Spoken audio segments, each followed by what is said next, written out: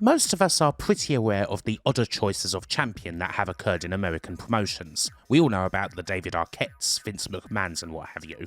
But are there any title reigns that are equivalent to those when we look at the big Japanese companies, specifically New Japan and All Japan? There's certainly a few that warrant a little look. They're not necessarily on the same level as something like a David Arquette one, seeing as all of the 5 ones we're covering here feature a legit pro wrestler, but there are some that are either kind of weird, or they came out of the blue, or they're somewhat forgotten despite actually being very historically important. So, well, let's have a look at some of them. Oddly enough, we're starting with one of the biggest names of them all. The man himself certainly isn't obscure, and to be honest, the reign isn't either. However, the origins of the reign are a little murky. How so? Well, let's jump back into the long and eventful history of the man with the golden chin. When you think of New Japan's main title, your mind naturally goes straight to the IWGP Heavyweight Championship, for that is after all a big belt. But it wasn't always the belt. The lineage of the IWGP Championship only goes back to 1987, 15 years after NJPW formed. So what was the title before it?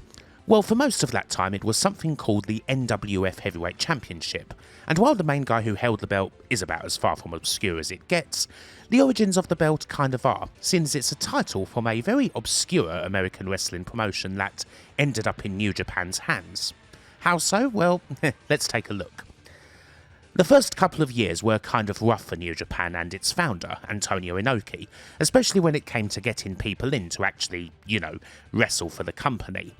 One of the prime reasons for this was because their rival promotion, All Japan Pro Wrestling, had a partnership with the National Wrestling Alliance, who had previously worked with the old JWA.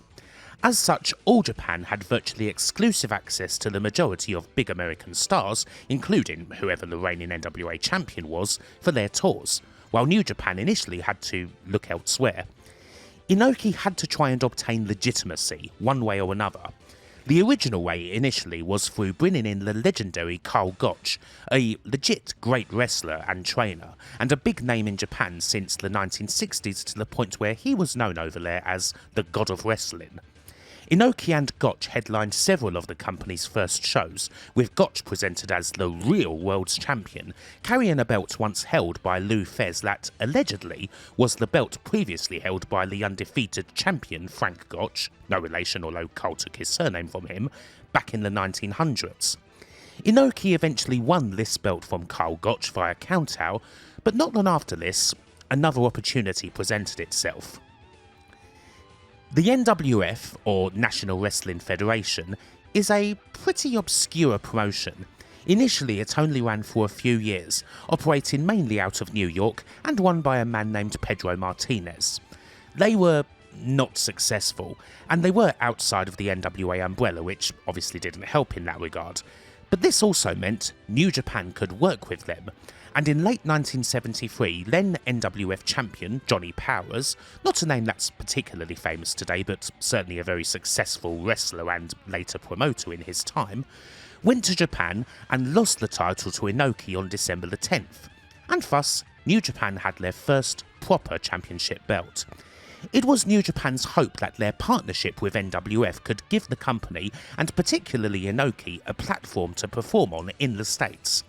But, unfortunately, the original NWF folded not long after Inoki's win, and thus the belt now fully belonged to New Japan.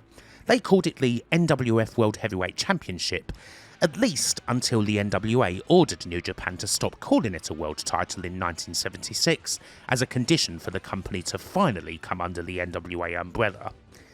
The NWF Championship was basically the Inoki belt. In all the time that New Japan had the belt, Inoki spent around about 6 months without it from the time he got it until the time it was deactivated in 1981, losing it only 3 times, once to Tigerjeet Singh in 1975, to Stan Hansen in 1980, and then due to a match with Hansen ending in a no contest in 1981. After Inoki won the belt for a 4th time in April of 81, the belt was retired, and then it was replaced by the original version of the IWGP Championship, which was won for a league and then defended annually every year by the tournament winner in what is sort of an early version of the G1. It is all kind of confusing, but the lineage for the IWGP Championship as we know it now began on June the 12th, 1987, with Inoki, naturally, as the first champ. He beat Masa Saito. As for the NWF belt, it was revived briefly in 2003 when an open tournament was held for it, and it was won by Yoshihiro Takayama at the January 4th Dome Show, defeating Tsuyoshi Kosaka. Takayama was a dominant force at this time, and later on in the year he would hold both this NWF title and the IWGP Championship at the same time. However, Takayama would drop the NWF belt to Shinsuke Nakamura at the 2004 January 4th Dome Show, at which point it was unified with the IWGP Heavyweight title and retired for good. Now, here's something a bit more traditionally strange. One of the most obvious ways to create something that's going to go down as a strange reign is, of course, to just put the title on someone completely out of the blue, way before any point that they'd be considered ready for the top belt. Someone who's relatively new gets the big old rocket to their back. One clear example of this actually working out is the return and shock IWGP victory of Kazuchika Okada in 2012, although often this is a gamble that doesn't end up working out. It's not usually the fault of the guy who got the strap, they weren't ready yet. One pretty clear case of this happening in All Japan is the shocking and rather short Triple Crown reign of Ryota Hama, the man who, a little over a year after making his pro wrestling debut for the company, grabbed the top title. Hama, like so many wrestlers before him, got his start in sumo. His ring name was Hokuto Arashi, and he ended up getting as far as Makeshita 6. Not quite the top division, but big enough to be known amongst the sport's fans. He never made the top division largely due to knee injuries, and in the end he retired in 2008, still relatively young at the age of 29, and he made the jump to All Japan in November. Hama took to wrestling pretty well, especially for such a big fella, weighing in at 450 pounds, one of those super heavyweights that moves a lot quicker than you would expect him to. But still, even though he enjoyed early success, winning the All Asia Tag titles with fellow sumo and former Yokozuna, Akebono, no one could have predicted what would happen on the 21st of March 2010. Spurred on by being in his previous home venue at the Sumo Hall in Tokyo, Hama defeated Satoshi Kojima with a jackhammer to win the Triple Crown. It was quite the emotional moment for a crowd that knew him better than most, a very emotional moment indeed for Hama, and a pretty hefty shock for the wrestling world. So, why Hama, and why then? He is certainly not the sort of person you would expect to win the Triple Crown, least of all because it was only 16 months after his wrestling debut. There's a few reasons, none of them wholly good. This is, after all, 2010. It isn't just a dark period for All Japan, it's a dark period for pro-res in general, a time when basically nothing anywhere is moving the needle and everybody is struggling. All Japan were desperate to try and get some sort of star any way they could. Keiji Muto was at the time on the shelf due to knee surgery, and with him out until the summer, well, the company's audience was shrinking fast. And so they gave Hama his moment in the Sumo Hall. His reign ultimately was neither good nor bad. It was pretty short after all, seeing as he never successfully defended the title and lost it after 42 days to Minoru Suzuki in front of, well, only 2,000 fans in Nagoya. So yeah, Hama didn't exactly become a star just through winning the Triple Crown, and in the end it was more about having that shock moment at the Hall and just trying to generate attention. The Champion Carnival happened during his short reign, and Hama was eliminated before the semi-finals. Just another experiment that didn't really work out, although Hama still wrestles today, largely for Big Japan. As far as super heavyweight guys go, he's not too bad at it.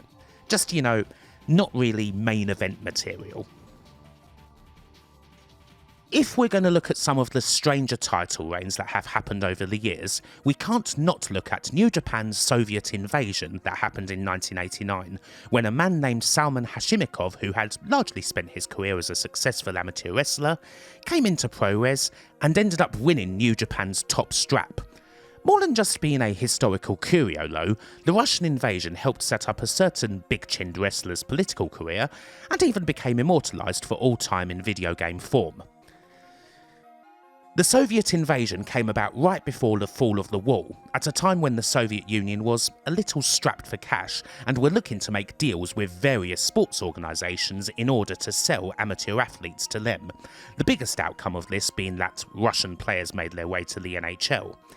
Before that happened, however, they made a deal with New Japan and Inoki that would bring 3 past their prime yet very decorated amateur wrestlers to the dojo: Shota Choshishvili, Viktor Zangief and Salman Hashimikov.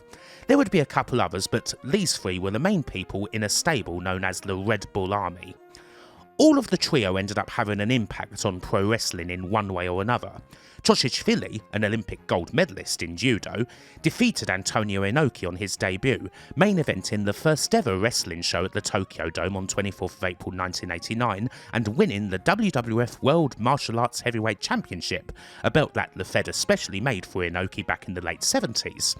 It didn't take long for Inoki to win it back, but Shota clearly has a historical place for winning that inaugural Big Egg event and also introducing the Uranagi to pro wrestling. The other 2 were also pretty successful. Viktor Zangief, undoubtedly the best pro wrestler of the trio and someone who took to it like a duck to water, didn't end up winning any titles but ended up being quite popular with the crowd, and he would eventually be forever immortalised in video game form. Street Fighter II's Russian powerhouse, Zangief, is based on him. The main subject here, however, as far as title reigns go, is Salman Hashimikov. He was quickly established as a major force to be reckoned with, crushing everyone he faced in short order, and that was enough for him to pretty quickly get the big belt. On May 25, 1989 in Osaka, Hashimikov pinned Big Van Vader in just 8 minutes to win the IWGP title. Again, this was only a short reign, essentially a way to transition the belt from Vader to Riki Chosu, who was one of the few people to defeat the Russian. Riki beat Hashimikov on July the 12th to claim the belt.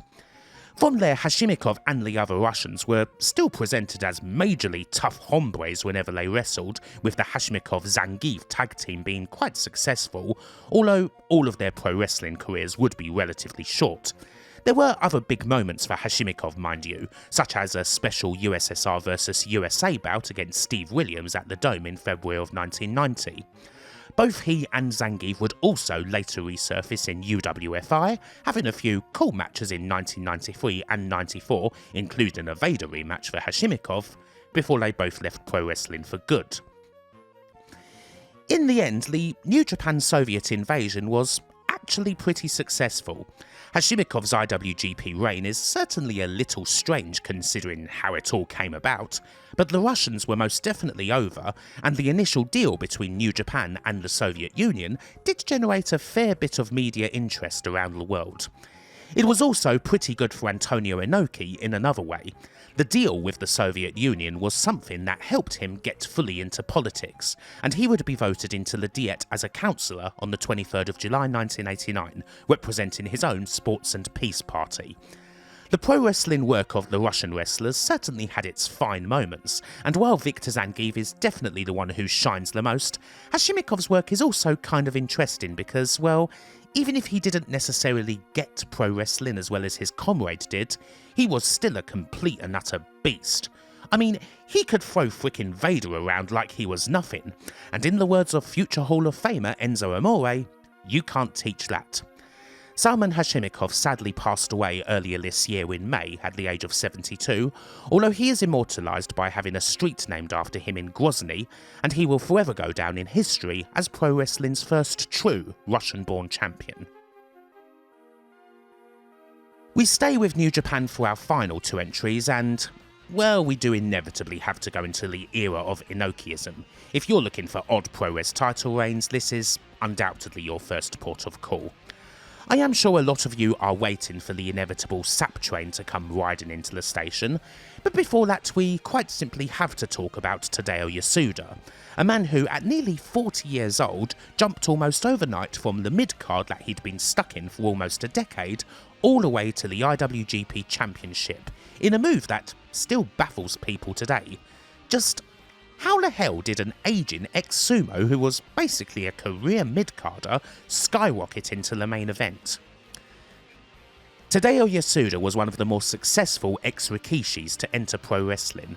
As Takano Fuji, he got all the way to the rank of Komusubi before he retired in 1992, still in his late 20s, and then joining New Japan in June of 93. However, his standing in sumo didn't give him any privileges. New Japan did not want a repeat of what had previously happened with Koji Kitao, and therefore Yasuda had to work doubly hard in the dojo in order to make it through, which, to be fair, he absolutely did, making his full debut in February of 94. Still, while Yasuda did work hard, he wasn't ever someone who moved the needle. His wrestling, to be honest, was not the best, and he wasn't majorly over with the crowd. He had a role to play, of course, but even at the height of New Japan's success in the 1990s, the mid-card was absolutely his ceiling. Indeed, he was almost a comedy wrestler at points, eventually earning the nickname of King of Debt because he was always trying to borrow money for gambling, a gimmick that was apparently kinda based on real-life habits. However, the changing landscape of combat sports in Japan and the proclivities of New Japan's owner would change Yasuda's career trajectory dramatically.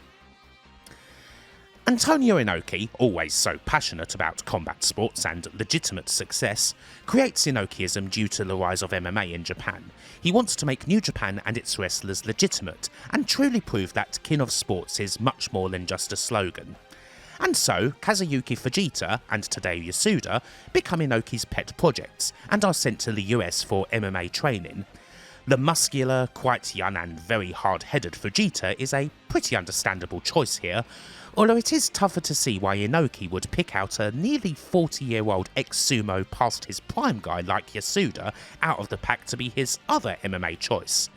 However, there must have been something because, well, it ended up working out pretty well for Yasuda. His first MMA win came at a Pride event against retired kickboxer Masaki Satake, where he won a decision, and his reward was immediately being moved up the card, reaching the semi-finals of the G1 in 2001. While he lost his second bout to kickboxer René Ruse, his biggest win would come at Inoki Bombaye in December of 2001, when he managed to submit Jerome Libana, one of the greatest kickboxers of all time, with the classic early UFC special forearm on the neck blood choke. Libana may have been an incredible striker, but well, he couldn't do anything on the ground. Antonio Inoki immediately showed his appreciation for Yasuda's upset victory, hitting the ring and giving him the fabled slap of fighting spirit that he also delivers to women and children, followed by a hug. With Yasuda's victory, well, his fate was sealed. Just 2 months later, shockingly, he defeated Yuji Nagata in a tournament on February 16, 2002 to win the vacant IWGP Heavyweight title.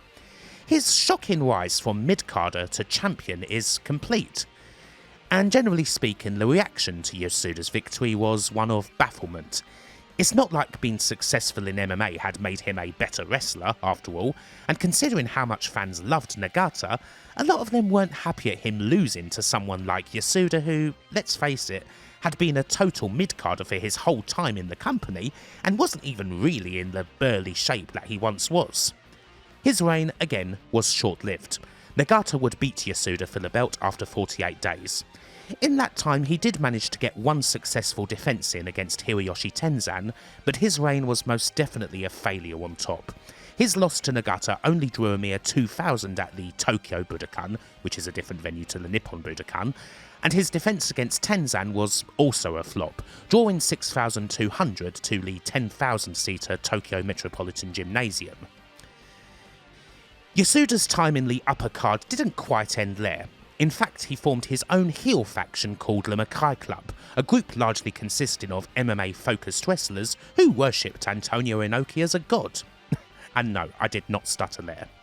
Yasuda's career in MMA though would be short-lived, and as he stopped doing MMA, naturally he fell back to his mid-card slot. There is actually some entertainment to be had watching the older, surlier ex-champ Yasuda as a nasty heel, and you imagine that in another time he could be some funny Toru Yano-like figure. In the end, he does have to go down as one of the weaker IWGP champions, although there was a certain method to all of this madness.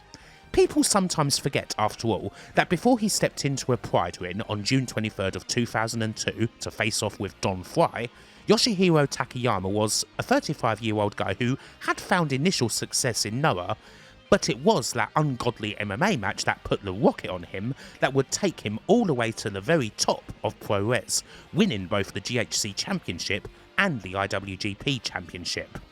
Inokism can have its benefits, and it could at points take someone to the summit who most certainly deserved to be there. However, to put it quite bluntly, Tadao Yasuda is not Yoshihiro Takayama. Best just left there. We couldn't do this video and not talk about IWGP Heavyweight Champion Bob Sapp, could we? Obviously this had to be the final entry here because, again, well, how on earth did such a thing come about? It is quite a story.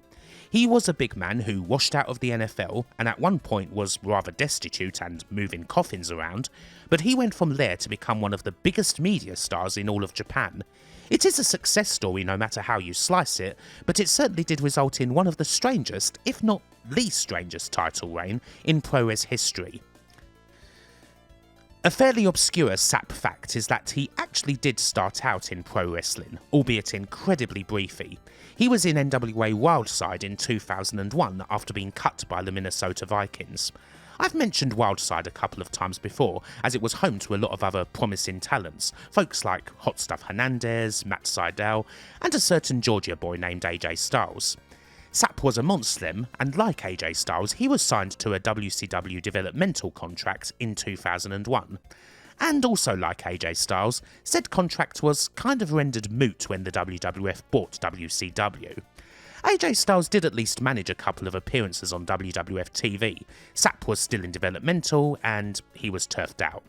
Which is kind of surprising, because I mean, well, he's a massive 6'5" strong dude, and he got nixed by the WWF. But then there were obviously loads of new wrestlers kicking around at that point. Others did see the potential. Sapp gets picked up for a televised Tough Man contest, and he knocks out NFL legend William Refrigerator Perry. This match gets shown to Kazuyoshi Ishii, chairman of K1 in Japan, who hires Sapp, and from there, he becomes a superstar in Japan. Bob Sapp went from nothing to being freaking everywhere, becoming a part of kickboxing in K1, mixed martial arts in Pride, and pro wrestling in New Japan. All at the same time. If nothing else, Sapp has a load of charisma. He honed a gimmick of being the beast, he had the most ridiculous and fabulous entrances, and sometimes, well, he would have freaking crazy fights. Sapp versus Nagara immediately spring into mind. He would be outrageous in interviews and outrageous in the ring, and he had an utterly outrageous body because he was an outrageous Roidy Magoo, to quote OSW. He even had a 10-4 MMA record in, like, 2005. I mean, sure, a fair few of those were kind of freak fights, but still, people lapped this up. If you take a time machine trip all the way back to 2004, Bob Sapp becoming IWGP Heavyweight Champion is a far smarter decision than putting the belt on Yasuda. Sure, he hadn't had an awful lot of actual wrestling training, and that had been a while ago anyways, but he is big, strong and charismatic. And from his first appearance for New Japan in 2002, obviously he was immediately in the main event, facing top stars and winning via his beast powerbomb. Him winning the IWGP title is inevitable, especially seeing as it was undoubtedly going to make a whole load of media waves, and that's something New Japan could absolutely have done with at the time, although it did take a while to happen due to various MMA obligations. Ultimately though, in only his 5th match in New Japan, on the 28th of March 2004, Sapp defeated Kensuke Sasaki in 8.5 minutes and won the title. Sasaki is a powerful wrestler, but he looks like a junior next to Sapp, and he wrestles accordingly.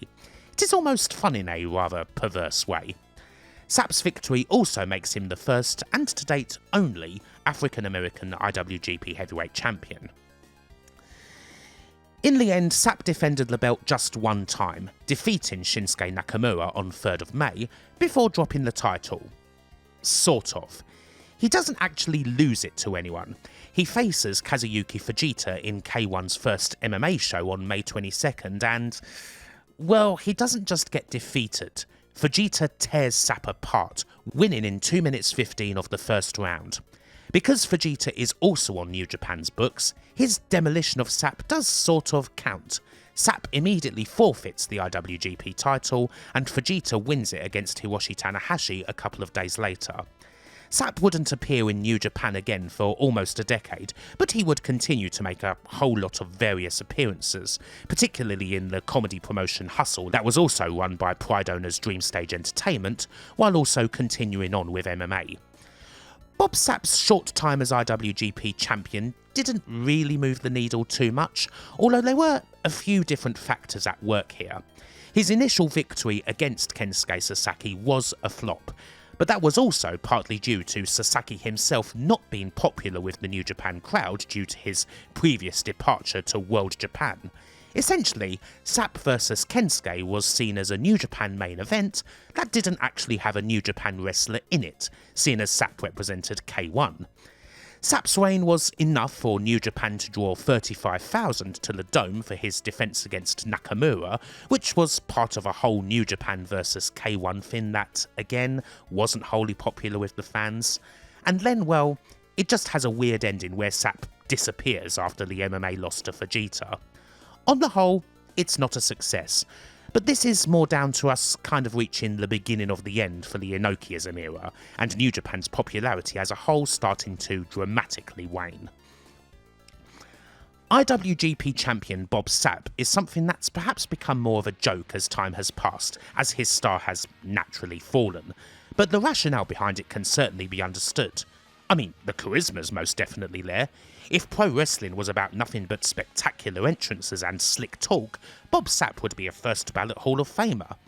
If he'd had a more natural path to pro wrestling, he could well have ended up being damn good at it, because I mean, well, look at him. In the end, while his reign isn't good, I wouldn't say that Bob Sapp was the worst IWGP champion ever. Hell, I wouldn't even say that Tadao Yasuda was the worst IWGP champion ever. To me, especially considering how much it cost, how little it generated, and what ended up happening to the title at the end of it, that honour belongs to Brock Lesnar. If you think differently to that, then do feel free to have a big old shout about it. For now though, I hope you've enjoyed these 5 little mini lookbacks. There's a few others I could have included, but perhaps those can be covered another time. Anywho, until the next time, bye for now.